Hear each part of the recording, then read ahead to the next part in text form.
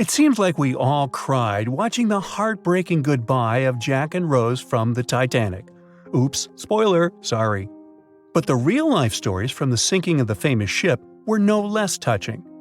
Joseph LaRoche was born in 1886 in Haiti to a wealthy family.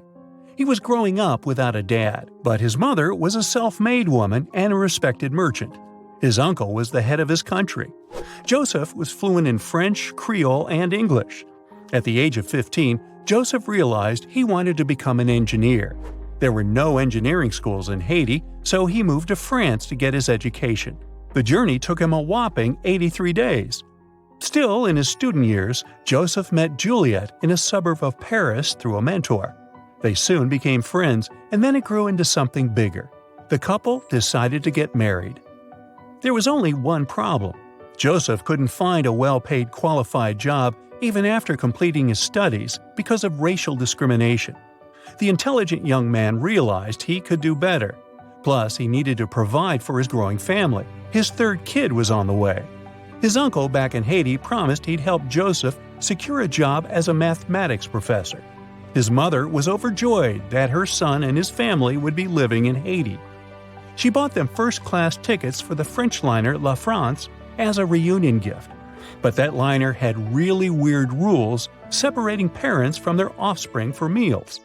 The LaRoches didn't want to leave their youngsters and make them feel sad on a trip across the ocean. So they decided to trade their first-class tickets for La France for second-class tickets for RMS Titanic's maiden voyage. The Titanic was all the hype, and it didn't separate families, so it looked like a great deal. They planned to change for another ship in New York that would take them straight to their final destination in Haiti. The family boarded the Titanic on April 10, 1912, at Cherbourg.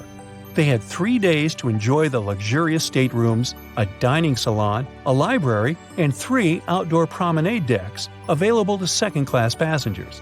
Juliet sent a letter to her father from Titanic's final stop in Queenston, Ireland. She told him they were more than happy with the accommodation. They had 2 bunks in their cabin and a couch that converted into a bed for their youngest family members. The family made friends with some nice co-passengers with whom they had traveled together from Paris. She thought they had been the only other French people on board, so they sat together for meals. Juliet mentioned they had all spent time together on the deck of the liner. She also wrote the people on board were friendly, although some sources say the family had gone through quite a lot of mean stares, gossip, and remarks. On the night of April 14th, their exciting journey came to an abrupt end.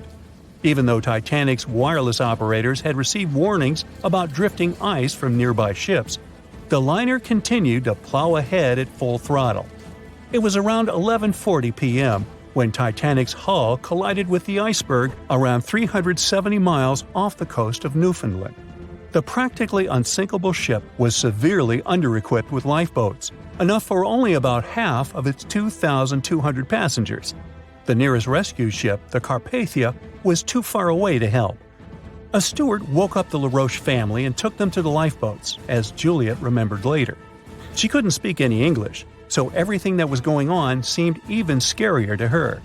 A little after midnight, the crew received the order to give priority to women and children when boarding the lifeboats. Juliet later remembered a terrible panic had begun, as people had been pushing each other to get to the desired seat. At some point, she felt they had pulled away her older daughter and thrown her into the abyss. A moment later, she had joined her Simone in the same emptiness. So, pregnant Juliet and her 2 daughters got spots in Lifeboat 14. But they had to say goodbye to Joseph as the boat was being lowered into the sea. He wrapped his coat around Juliet, saying she'd need it, and promised to get in another lifeboat and see her and the little ones again in New York. The 25-year-old Joseph LaRoche didn't manage to stay true to his word. In a couple of hours, Titanic sank underwater, taking the lives of almost 1,500 people. Joseph was one of them. Juliet and the girls were among the 700 survivors who had been rescued by the Cunard liner Carpathia several hours later. Once they reached New York, they were looking through the crowds of people, hoping to see Joseph again. When it became obvious they wouldn't find him, it was time for them to decide what to do and where to go. Without any knowledge of English or money that had gone down with the ship, Juliet managed to survive in America only for 3 weeks, and then had no other choice but to go back to France. Joseph Uncle was no longer able to help them, as others had taken his life 4 months after the Titanic tragedy. In December 1912, Juliet gave birth to a son who she named Joseph after his father. For the rest of her life, she couldn't get over the loss of her beloved husband. That's why she didn't like to speak about what had happened on Titanic and told her children not to mention it. In 1995, a member of the Titanic Historical Society interviewed Louise, who was the last remaining LaRoche child and the last French survivor of the sinking. And that's when the world first heard about this heartbreaking story. It inspired some plays and articles, but it never got the same attention as the story of other passengers. You probably remember the elderly couple going down together in their bed on the Titanic. It was inspired by Isidor and Ida Strauss. They were both born in Germany and emigrated to the United States as kids. They met in New York and got married 5 years later. Isidor started a china and porcelain business with his brother that grew into the glassware department at Macy's and turned them into multimillionaires. Isidor and Ida were well known in New York, not only for their wealth and charity, but also for their love and devotion to each other. In 1912, the couple decided to run away from the New York winters and headed for Europe. By that time, they'd already been married for 40 years. In early April, it was time for them to sail back home to New York. They normally traveled on huge German liners, but at that time, they couldn't resist the hype of everyone talking about that new luxury liner, the RMS Titanic. That's how they ended up in one of the first-class private suites at the top of the ship. The Strauss couple spent their evenings dining in front of a live orchestra in a hall filled with fancy furniture and expensive wooden paneling. On the night of April 14th, they felt a slight tremor and then left their private suite and waited for instructions from the crew. They told the passengers not to lose their passes, as they'd need them when everyone got back on board. But the ship was going under. The Strauss couple were standing next to Lifeboat 8. Mr. Strauss, who was 67 at the time, was offered a seat with his wife because of his age. He refused it, saying he was not too old to sacrifice himself for a woman. He wanted to wait and make sure no women and kids were left behind. Ellen Bird, Ida's maid, hesitated before getting on the lifeboat, but Ida told her to go. She took the easy decision not to leave her husband on the sinking ship. Ida took off her beautiful mink coat and handed it to her shivering maid, saying she wouldn't be needing it anymore. Isidor didn't manage to convince her to save herself, so they stayed together till the end. Some of the surviving first-class passengers later remembered they had seen the couple standing peacefully on the deck, holding hands, just waiting. Can you guess how many theories of the Titanic's sinking exist? Right, loads, including a theory of my own, which I'm going to share with you today. And then you can decide which one seems most likely to you. One Piece theory. The very first version of the events was the One Piece theory. It's very simple and basically claims that the sinking happened without any breakups. 2:15 a.m., the ship collides with an iceberg.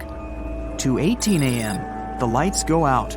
The ship reaches an angle of 45 degrees and then quickly begins its final plunge into the ocean depths. 2:20 a.m., only about 3 minutes later, the RMS Titanic disappears under the surface of the ocean for good. The liner doesn't break. It just goes down as a whole piece. Of course, this can't be true. In April 1912, the Titanic was not only the largest ship in the world, but also the largest ship ever built. It's hard to believe that such a heavy vessel could have gone down without breaking. That's just impossible.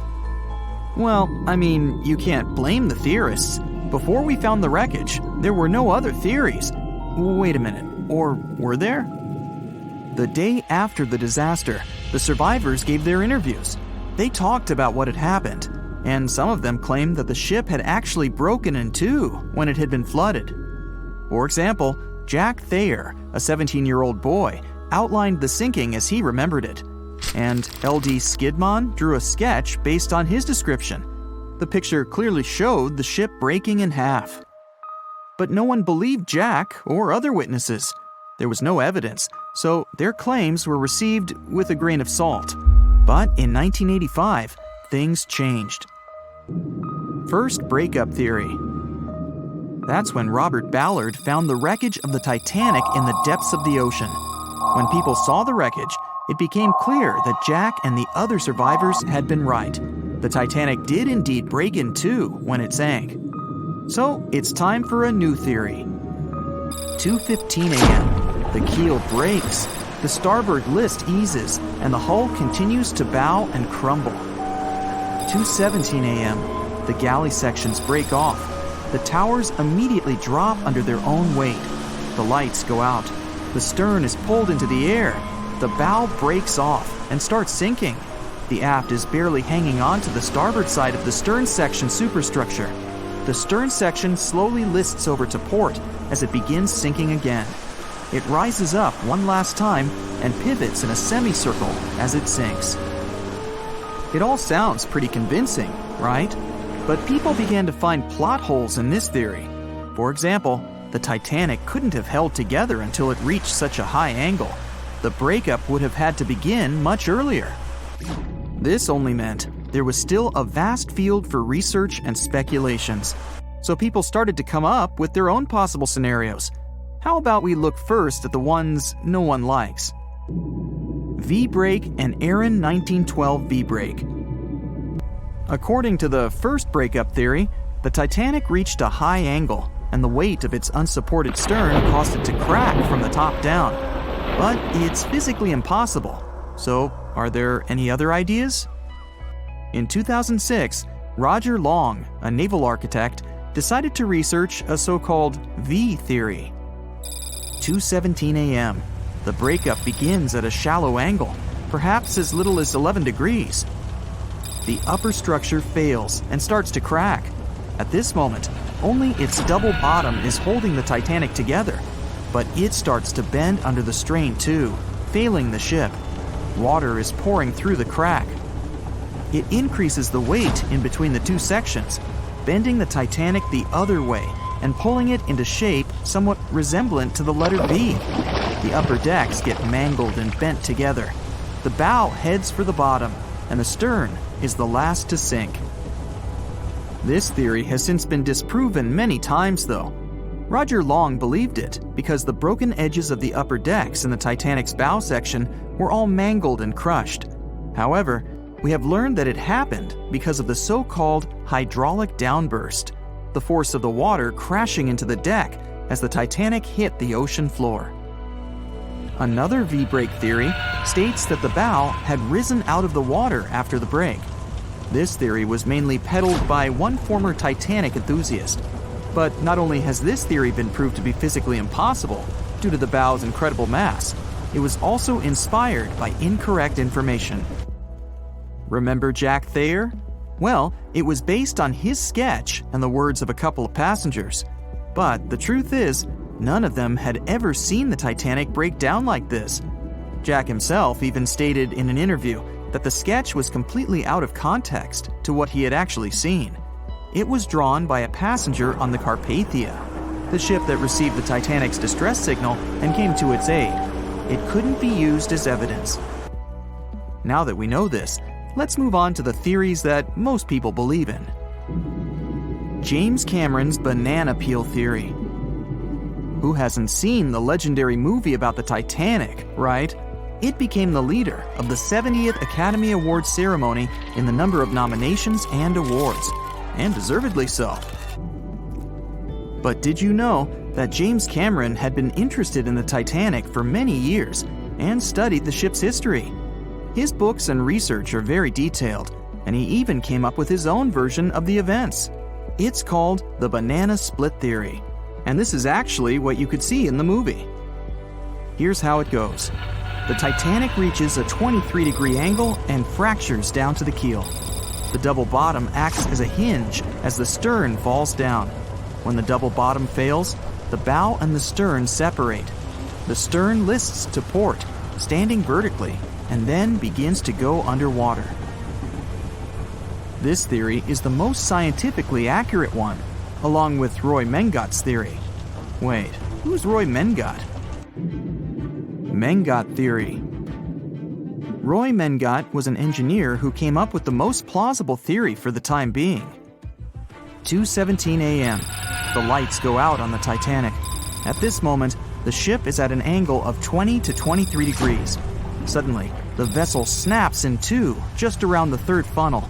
It causes the stern to settle into the water. The keel fails first. The draft and lower hull are crushed and break apart. Water surges into the bow and stern of the ship through the huge cracks, causing the bow section to sink beneath the waves. The stern rises up to the angle of 70 to 90 degrees, and then it sinks too. This theory seems to make the most sense, but it's quite controversial. The survivors who saw the breakup stated that the stern had settled back with the bow completely missing. Mengat's theory, however, contradicts that statement, while James Cameron's scenario takes this into account. Are you thinking what I'm thinking? The truth must be somewhere in the middle.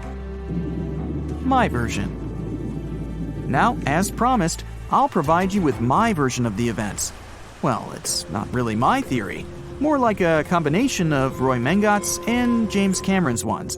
I believe that James Cameron was right about the breakup. 2:17 a.m. The ship is at a high angle. The lights go out. Then it snaps into two pieces. The bow starts sinking. The double bottom is still attached to the stern for a minute or so. Once the double bottom fails, the two parts separate and the bow goes down. Then, as Mengat said, the stern rises up at a high angle, and then it begins to sink vertically. It might have actually happened because the survivors stated that they had seen a clean break. This means it couldn't be hidden. And they had also seen the stern staying vertically in the air for a long enough time, probably a few minutes, before disappearing. Anyways, all of these are just speculations. Regardless of how the Titanic broke apart and sank, it was a great tragedy. It's already been 110 years since the Titanic collided with an iceberg and sank. Did you know that in 2022, the Blue Star Line Company is completing the construction of an exact replica of the Titanic? Called the Titanic II liner, the ship will be sent sailing along the same route with 2,400 people on board. Let's hope that everything goes well for them. April 14, 1912. The dark night was filled with horrible sounds of a giant metal vessel breaking into two. The largest ship of that time collided with an iceberg that was on its way. The Titanic, one of the biggest stories of the 20th century that people still talk about. The starboard side of the giant vessel brushed up against the iceberg. It was 11:40 p.m. when things started going wrong. This iceberg caused enough damage for at least 5 watertight compartments in the hull to start filling with water. The crew immediately began a brief investigation to see if they could do anything and fix things. They had no one to rely on, all alone in the darkness of the cold night, far away from the land, the North Atlantic Ocean, around 400 miles south of Newfoundland, Canada. They needed time to figure out how to bring people to safety. They had some time, true, but not enough. If you watched the movie, you know the ship didn't plunge immediately after the icy doom had happened. The whole process lasted a good 2 hours and 40 minutes. But the situation was hard. There were 2,200 people to take care of, including crew and passengers, and things happening on the ship were chaotic. The chief designer, Thomas Andrews, soon realized they wouldn't be able to stay afloat. By midnight, the entire crew had begun preparing the lifeboats for launch. They had 20 boats with space for only 1,178 people, which was just a bit more than 50% of the people on board. The order was to get women and children to safety first. Crewmen were there to row and guide the boats. The scene over the next 2 hours gradually started escalating. The crew members had a task to wake up passengers and warn them something bad was happening. They wanted to place them into a fleet of lifeboats as soon as possible. At 12:15 a.m., some crew members sent out a distress signal. A steamship called Frankfurt was among the first ones that received the message and responded, but they were about 170 nautical miles away. Some other ships also got the message and offered their assistance, but sadly, they were too far away as well. At 12:20 a.m., the Cunard liner Carpathia got a distress signal from the Titanic and changed its course right away. They were 58 miles away at the time, and it would take them more than 3 hours to get there. 20 minutes later, the crew was lowering the first lifeboat. It was carrying only 27 passengers, although it had room for 65. Many of the lifeboats that were launched first were well below capacity. Crew members were worried, thinking the Davids wouldn't be able to hold a fully loaded lifeboat. And in the beginning, many passengers were just too afraid to leave the ship. They still thought Titanic was unsinkable and couldn't imagine the scenario that was going to happen 1 to 2 hours later. The crew was firing the first of 8 distress rockets. Unsuccessful. No one was close enough to help. By 1:20 a.m., they lowered 10 lifeboats. Number 8 had only 28 people in it. One of the passengers on the number 10 was 9-week-old Melvina Dean. She would later become the last survivor who lived until 2009 and turned 97. It was 2 a.m. already. 3 of the collapsible boats were the only lifeboats that remained on the ship. The bow of the vessel had sunk low and had tipped far under the surface. People around it could now clearly see stern propellers above the water.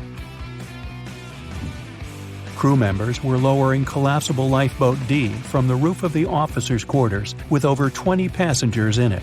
As the ship's bow went under, the water was washing collapsible A from the deck. Those 20 people were struggling because their boat was partly filled with water. As crew members were trying to release collapsible B, it fell. Before they righted it, the water swept it off the ship. 30 passengers still managed to find safety on the overturned lifeboat. At 2:17 a.m., the ship's wireless operator decided to transmit one last distress call. A minute later, the light on the ship finally went out. Titanic and all left on board plunged into darkness. The bow continued to sink, and the stern was rising higher above the surface, which placed great strain on the midsection. Horrible sounds were filling the night. Titanic, this massive, legendary ship so many people placed their hopes in and were excited about, broke into 2 between the 3rd and 4th funnels. Reports would speculate it took about 6 minutes for the bow section to reach the ocean bottom. The stern settled back in the water before it rose again into a vertical position. It remained in this situation until it finally disappeared into the ocean. At 2:20 a.m., the stern apparently retained air inside, and water pressure crushed it as it went down. The stern landed about 2,000 feet away from the bow. People consider the Titanic the fastest ship in the world. They thought it was unsinkable because 4 of its compartments could be flooded, and that still wouldn't cause a critical loss of buoyancy. Its life was problematic since its beginning.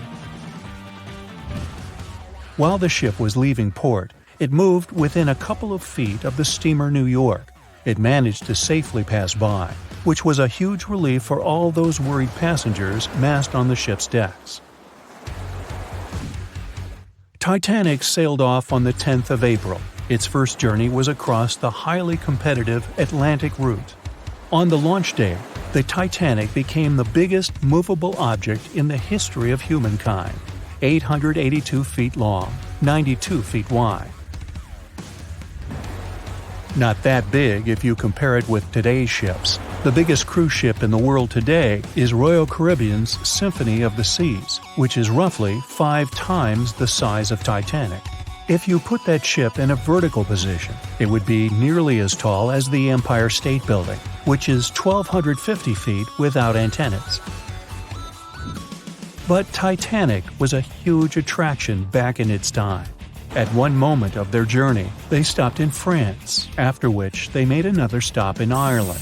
Once the final passengers boarded, the massive ship set out at full speed for their final destination, New York City. 4 days after the beginning of its journey, Titanic failed to divert its course from a huge iceberg, the story we all know about.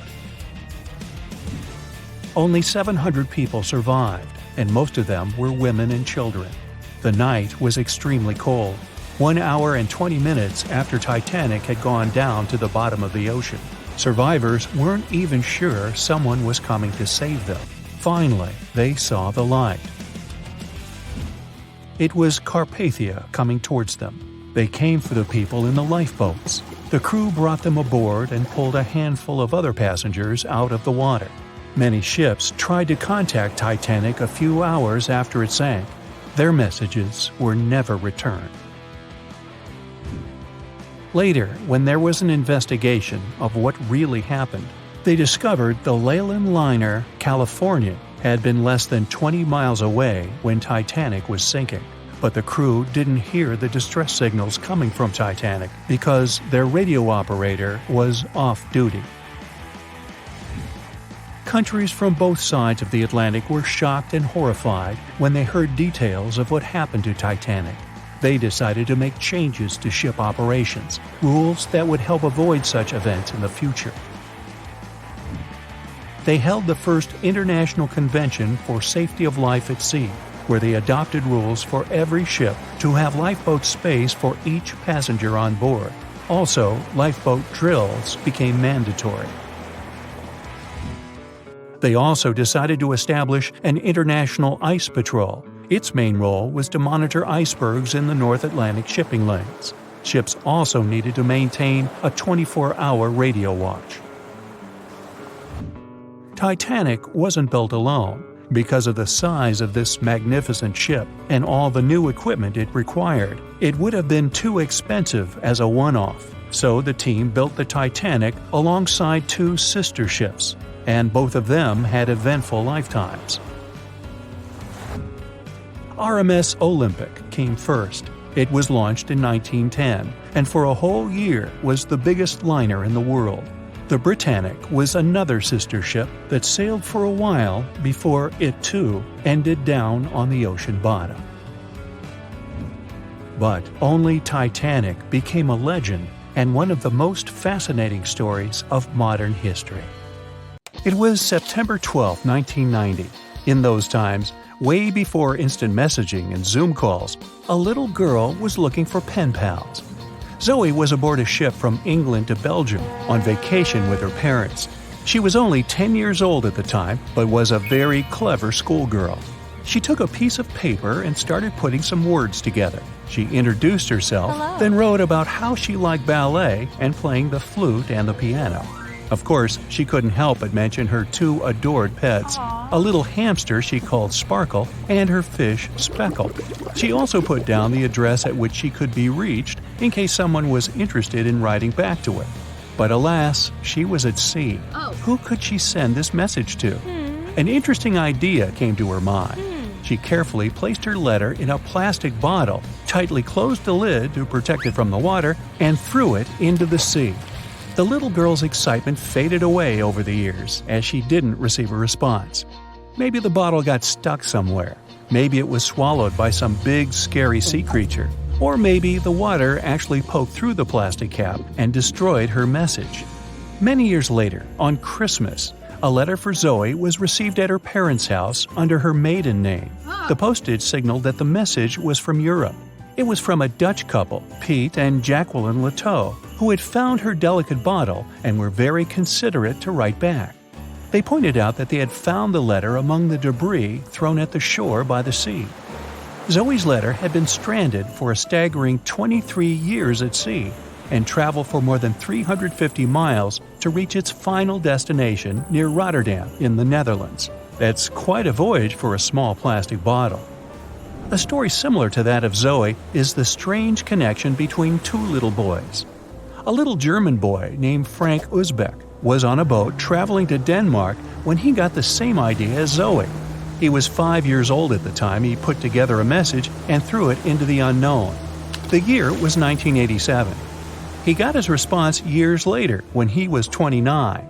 His letter, just like the one Zoe would send a couple of years later, had been at sea for 24 years. His message was found by a boy named Daniel Korotkin while he was on a walk with his parents on the Koronian Spit near the Baltic Sea. Daniel was lucky that his father knew enough German to translate the message. The unlikely friends eventually met via video call in 2011. Not all message-in-a-bottle stories have been explained away. In 2013, a Croatian surfer came across a damaged bottle while near the Adriatic Sea. The message it contained dated back to 1985, and it was from a man named Jonathan. The sender was eager for his letter to reach a woman named Mary, and he also expressed his keenness for her to respond. Since the letter was supposedly sent from Nova Scotia, the bottle had to have traveled a mind-boggling 3,700 miles. The message went from the Atlantic Ocean, entered the Mediterranean Sea, and reached the Adriatic shores in Croatia. The identities of neither John nor Mary were ever discovered. There are also messages in a bottle with wonderful love stories to share. This was the case for Ake and Paulina Viking. When Ake, a lonely Swedish sailor, placed a letter in a bottle and threw it in the Mediterranean Sea, he had no idea the piece of paper would eventually reach his future wife. This was in the early 1950s. The bottle was found by an Italian man who was inspired enough to give it to his niece, Paulina. After a year of back-and-forth letters being exchanged, Aki and Paulina eventually met and got married. Having decided to share their story with the world, they became somewhat of a celebrity couple for the time. They even shared video footage of their wedding with the world, and their story was featured in a bunch of newspapers. This fortunate event started a movement between young people looking for love, increasing the number of messages being thrown out at sea in search of a fairy tale ending. Not all the stories that started out like this eventually worked out, though. In 1945, an American named Frank Hayostak placed a similar message to that of Aki's in a bottle and threw it in the waters. Almost a year later, his letter was found by an Irish woman. Her name was Brenda O'Sullivan. Their years of correspondence soon caught the attention of the media at the time, but their friendship never flourished because of the added pressure. They eventually met in person when Frank traveled to Ireland, but he didn't stay for long, and they eventually got out of touch with each other. After Titanic met its strange ending, many bottles containing secret messages started to surface. Almost all of them proved to be counterfeited, apart from one letter. Years after Titanic had sunk in the icy Atlantic waters, a bottle was found on the Irish shores.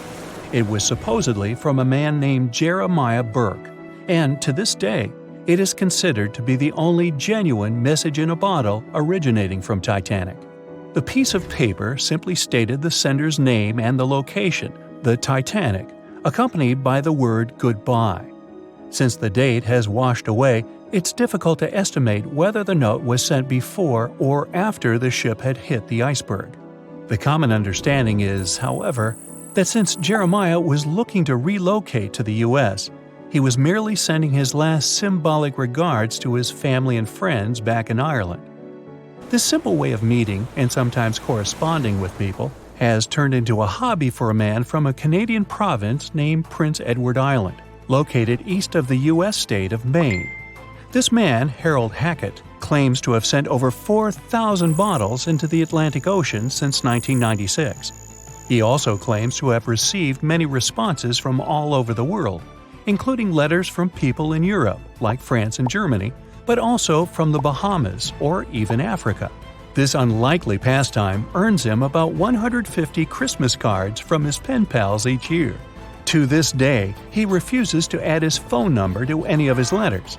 This way, he ensures that if people ever want to contact him, the only means of doing so is via a written letter.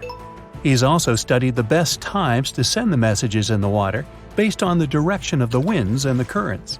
Now, some bottles spend a whole lifetime at sea after being cast away by their sender. It was the case for a British man that wrote a message and placed it into a bottle before throwing it in the English Channel in 1914. His name was Thomas Hughes, and he wanted to direct the message to his wife, but was polite enough to write a letter to whoever got their hands on the bottle first, asking them to redirect the piece of paper accordingly. The bottle didn't reach his wife, since it was found 85 years later on the Essex coast. The man that stumbled upon the bottle was kind enough to reach out to the family and place the message in possession of Thomas's daughter. And 85 years isn't the longest time for a small bottle to be cruising the waves. A scientist named Hunter Brown was studying currents in the North Sea when this idea came to his mind. He placed the same message in almost 2,000 bottles and requested the unlikely recipient that they write back with the location of their discovery. He thought this method would help him better understand the layout of the North Sea currents. A bottle was found about 11 miles from its original departing location after 97 years. To this day, more than 300 of the original bottles relating to Hunter Brown's project eventually made it to the shore. Not all of the messages that were found in bottles got replied to via physical letters. Oliver van de Walle threw a bottle containing a letter on the English coast while he was on vacation with his family. He was 14 at the time.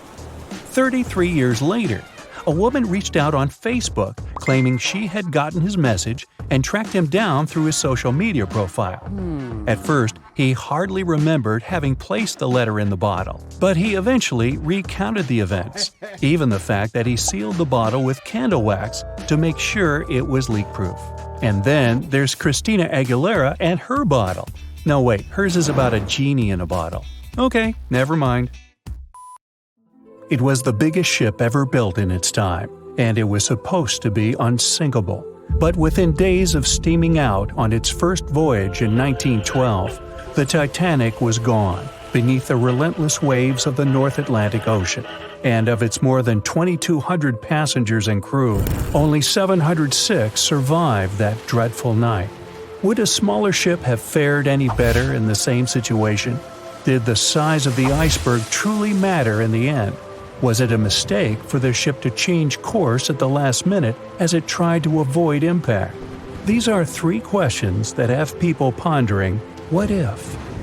We do know that Titanic was considered an engineering marvel in its day. Designed by Thomas Andrews for the British shipping company White Star Line, it was just over 880 feet long and 175 feet tall. Built with abundant space for 840 staterooms, a swimming pool, a squash court, a gym, and 2 dining rooms. But it was below deck that one of its most impressive new features could be found. Titanic's hull was divided into 16 compartments designed to be watertight. Up to 4 of these compartments could take on water in the event of a breach, with the remaining 12 helping to keep the damaged ship afloat. It was thanks to these compartments that the ship was regarded as unsinkable. Rumor has it that Philip Frank, White Star Line's vice president, even declared, "There is no danger that Titanic will sink.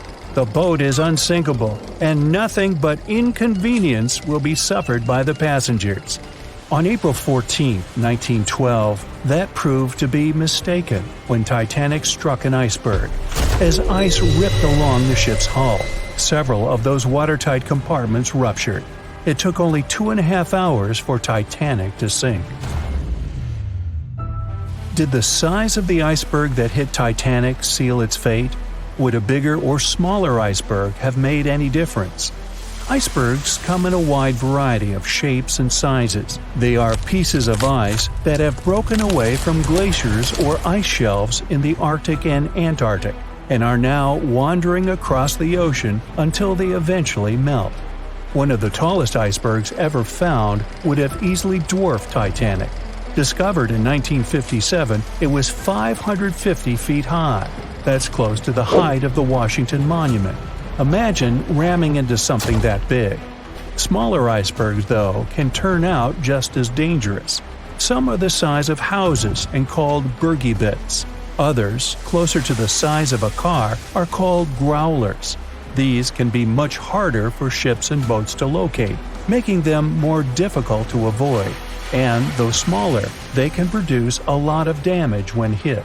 It's also critical to recall that icebergs are always bigger than they seem, with the majority of their mass lurking below the ocean surface. In fact, over 80% of an iceberg's volume is underwater. Most of its sharp, jagged edges cannot be seen. Roam too close, and you risk damaging your ship's hull.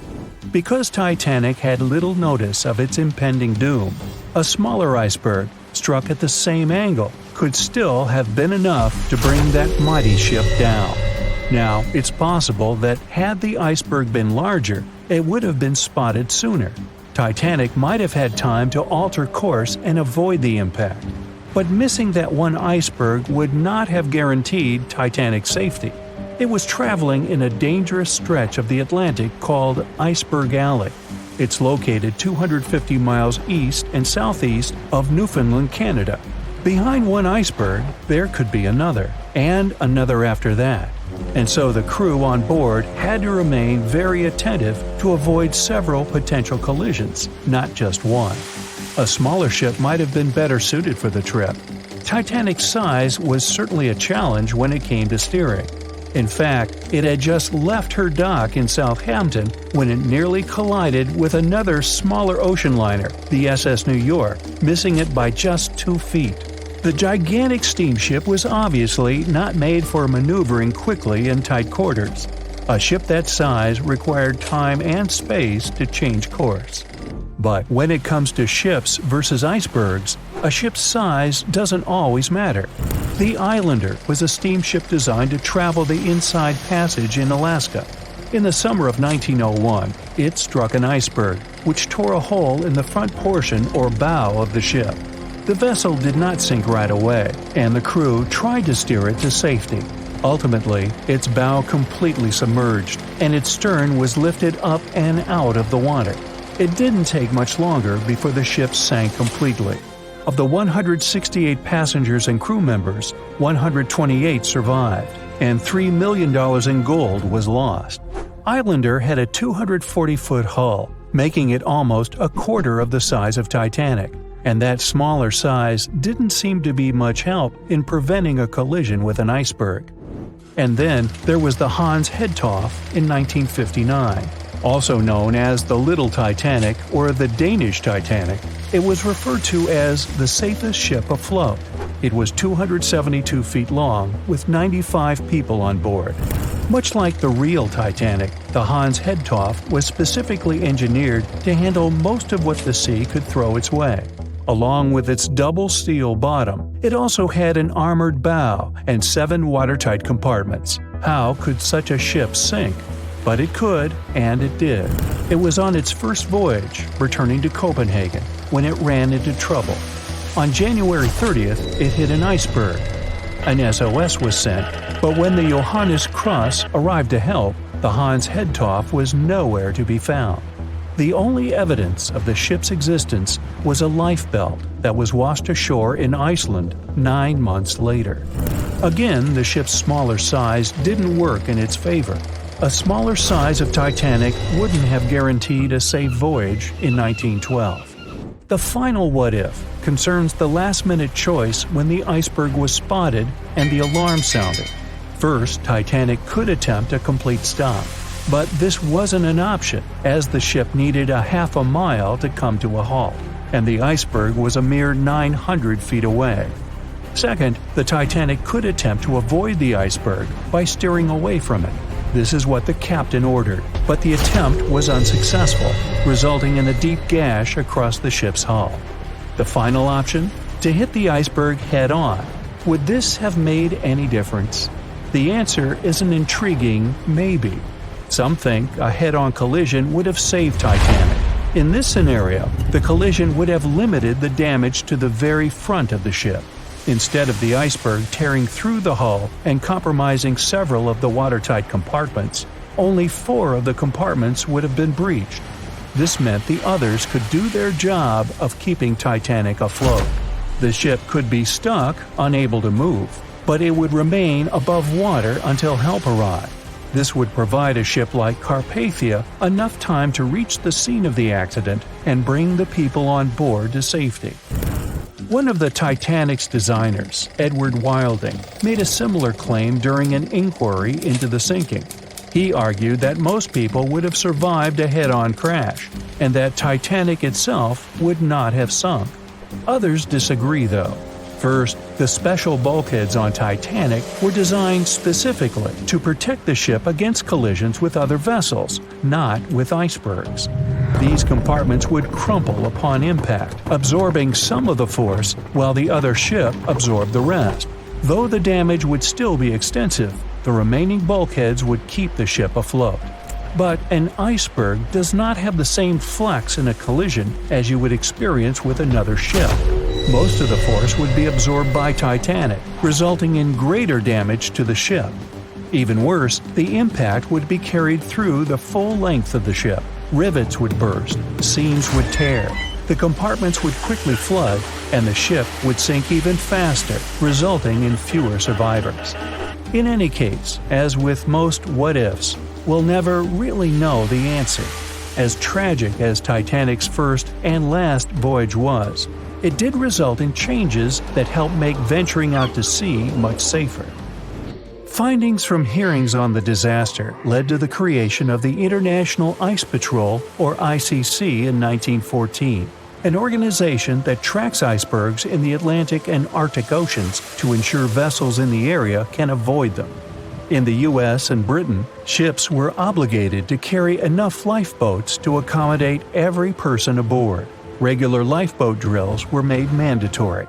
And finally, the bulkheads on ships were made higher to keep water out, and bottoms were stretched to create double hulls, helping make the compartments truly waterproof.